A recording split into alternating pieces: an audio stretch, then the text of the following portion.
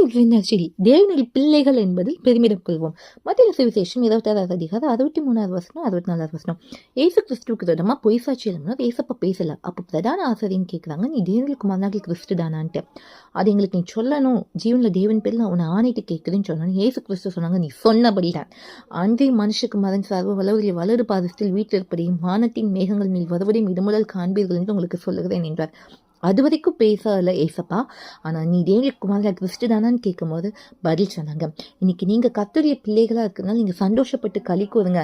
மார்க்கிட்டே சொல்லுங்க, ஏசப்பா சீக்கிரம் வர போகிறாங்க, அவருக்கு எதிர்கொண்டு போகிறோன்னு சொல்லுங்க, அவர்கள் வருகையில் காணப்பட போகிறோன்னு சொல்லுங்க. அப்படி இங்கே சொல்லும் போது தேவன் உங்கள் மேலே சந்தோஷப்படுவாங்க.